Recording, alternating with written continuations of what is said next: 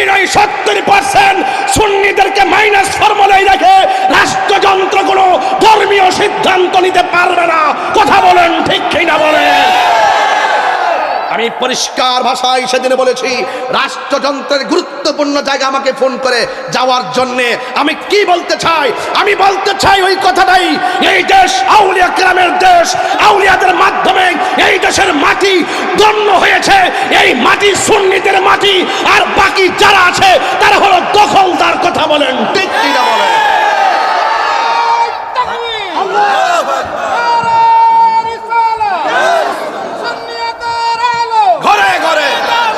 আল্লাহু আকবার জোরে বলেন।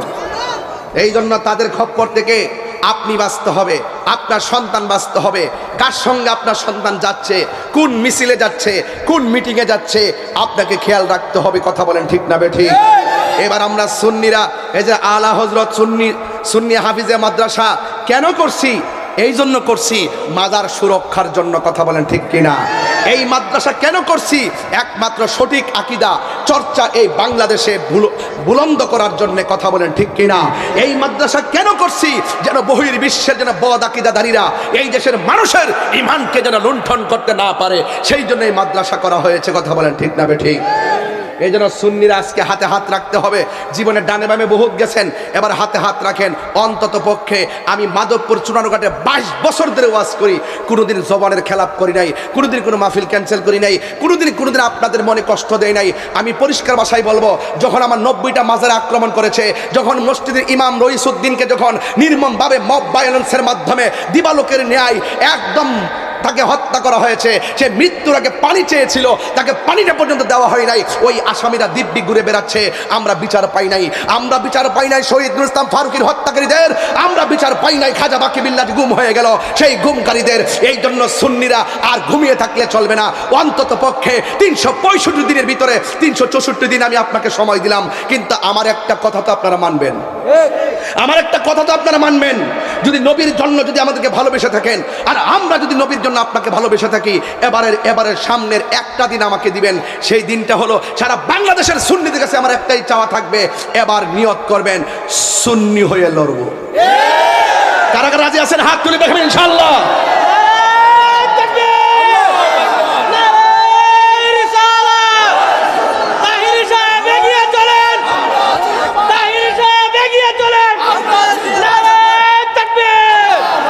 রাজি আছেন না নাই বলেন? আমরা মাধবপুর চুনারুঘাট এমন সুন্নি, শতকরা 85% সুন্নি। আমরা যদি মনে করি এই মাধবপুর চুনারুঘাট হবিগঞ্জের চাইলের একটা কলা গাছকে আমরা দাঁড় করাইয়া সংসদ পর্যন্ত পৌঁছাবো, এটা সুন্নিদের জন্য কোনো ব্যাপার না। কথা বলেন ঠিক কিনা? রাজি আছেন না নাই বলেন? সিদ্ধান্ত আপনাকে নিতে হবে, কারণ ওলি আল্লাহদের ভক্ত যারা, ওলি আল্লাহর বিরুদ্ধে যখন শত্রুতা শুরু হয়, সুন্নিদের বিরুদ্ধে যখন রাষ্ট্রযন্ত্রের ষড়যন্ত্র শুরু হয়, তখন আমরা বেঁচে থেকে লড়াই করতে হবে। দেয়ালে পিঠ থেকে গেছে, আমাদেরকে লড়াই করতে হবে। কথা বলেন ঠিক কিনা? আমাকে হামলা মামলা বহুত দিয়েছে। আমি ওই কবরের কথা যখন চিন্তা করি, আর মুনাফিকদের ব্যাপার নিয়ে আমি ভাবি, ওরা দুনিয়ার যেমন মুনাফিকি করে, কবরে যায় তারা মুনাফিকি করে। কেমন করে জানেন? আনাস রাদিয়াল্লাহু তাআলা আনহু قال রাসূলুল্লাহ সাল্লাল্লাহু আলাইহি ওয়াসাল্লাম ইন্নাল আবদা ইযা বুদিয়া ফি কবরিহি, যখন মাইয়াতকে কবরে রাখা হবে, ওয়া তাওয়াল্লা আনহু আসহাবুহু, যখন কবরে রাখার পরে আপন জনরা যখন কাছ থেকে চলে আসবে, ইন্নাহু লা ইয়াসমাউ কারআনি আলিহিম, তখন ওই কবরবাসী মানুষের পায়ের আওয়াজ শুনতে পায়। আতাহু মালাকানে, ওই কবরের মধ্যে দুইজন ফেরেশতা নামে, ফায়াকুদানিহি, তখন কবরে মানুষটাকে উঠাইয়া বসায়, ফায়াকুলানে, ওই দুইজন তখন বলতে থাকে, কুনতা তাকুলু ফি হাযার রাজুল, এই কবরের মধ্যে যিনি আছেন তিনি সম্পর্কে তুমি কি ধারণা করতে, তিনি সম্পর্কে তুমি দুনিয়াতে কি বলতে? ফা আম্মাল মুমিন, যদি ওই মানুষটা মুমিন হয়, ফায়াকুলু, সে বলবে আশহাদু আন্নাহু আব্দুল্লাহি ওয়া রাসূলুহু, তিনি হলেন আল্লাহর বন্ধু আর আল্লাহ পাকের রাসূল। এবং তাকে বলা হবে ফায়াকুলু, এরপর মুমিনকে বলা হবে ইন্নী আন্নাহু, তারপর ফায়াকুলু লাহু, তাকে বলা হবে উনজুর ইলা মাকাদিকা মিনান নার, তুমি এই জায়গা থেকে জাহান্নামের অগ্নিকুণ্ডটা দেখো। ফায়ারাহুমা জামিআ, ক্বাদ আবদালাকাল্লাহু বিহি মাকআদাম মিনান নার, তুমি যদি আজকে কবরের উত্তর দিতে না পারতা, তাহলে তোমার জন্য জাহান্নামটা নির্ধারিত ছিল। আজকে উত্তর দেওয়ার কারণে কি হয়েছে শোনো, ক্বাদ আবদালাকা, বদল করে দেওয়া হয়েছে তোমার জন্য, ওই স্থানটা জান্নাতে রূপান্তরিত করে দেওয়া হয়েছে। যেরকম সুবহানাল্লাহ। এরপরে আসেন ওয়া আম্মাল মুনাফিক ওয়াল কাফের, আর কবরের মানুষটা যদি মুনাফিক হয় ফায়ুকালু লাহু, তাকে বলা হবে মা কুনতা তাকুলু ফি হাযার রাজুল, এই নবী সম্পর্কে তুমি কি বলতে? ফায়াকুলু, ওই মুনাফিক দেখেন দুনিয়াতে যেমনে যেন কইতো যে আইব যে আয়ে হেরে কো আমরা তো আপনার সাথে আছি, আমরা আপনার সাথে আছি, আমরা তো হেরে লগে এমনে চলতাছি, বান্ডেল দিলেই চলবো। এমন কিছু মুনাফিক সমাজে আছে না নাই? এরা কবরের মধ্যে যাওয়ার পরে বলবে কি জানেন? বলবে লা আদ্রি, আমি জানি না, কুনতু আকুলু মা ইয়াকুলুন নাস, মানুষ যা কইতো আমিও দুনিয়াতে তাই কইতাম, হুইন্না হুইন্না আমি তাই কইতাম। দেখছেন না কিছু কিছু পোলাপান লাঠি দিয়ে রোডে নামাই দে, পুলিশ যখন ধরে এই তোর নাম লিখি লেগা, তো আমরা জানি না কি নাম সব হুজুর কইছে। কে কইছে? কথা কে কইছে? হুজুর কইছে। কয় মানুষ যা কইতো আমরা তাই কইতাম। এরপর থেকে বলা হবে লা দরাইতা ওয়ালা তালাইতা, তুমি যারা জানে তাদের কাছে গেলা না কেন, এবং তোমাকে যে তেলাওয়াত করার জন্য কোরআন দেওয়া হয়েছিল সেই কোরআন তুমি পড়লা না কেন, কোরআন থেকে আমল করলা না কেন? এরপরে কি হবে দেখেন মুনাফিকদের জন্য, ওয়া ইউদরাবু বিমা তারিকি মিন হাদিদিন দরবাতান ফায়াসিহু সাইহাতান ইয়াসমাউহা মাইয়ালিহি গায়রা সাকালাইন আই ইল্লা সাকালাইন, গায়রা সাকালাইন আই ইল্লা সাকালাইন। ওই কবরে মুনাফিককে সাইজ করার জন্য, কাফেরকে সাইজ করার জন্য আল্লাহ রাব্বুল আলামিন একটা লোহার হাতুড়ি দিয়ে ফেরেশতা পাঠিয়ে দেওয়া হবে, ফেরেশতা পাঠিয়ে দেওয়া হবে। আরে বাবা, ফেরেশতা পাঠিয়ে দেওয়া হবে, তাকে এমন ফিডান ফিডাইব ইল্লা সাকালাইন আই গায়রা সাকালাইন, গায়রা সাকালাইন আই ইল্লা সাকালাইন।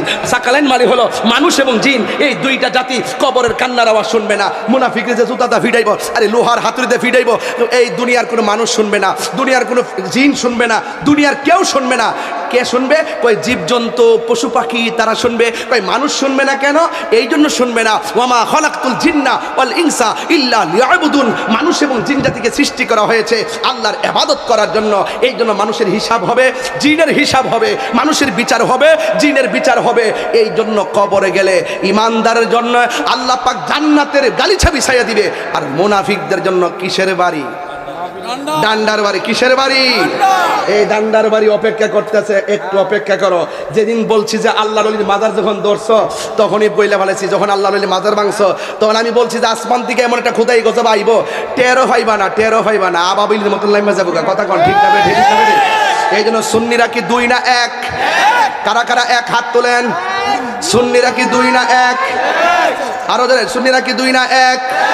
দুই হাত সোজা করেন, দুই হাত সোজা করেন। এই ফাজারাক, সুন্নিরা কি দুই না এক?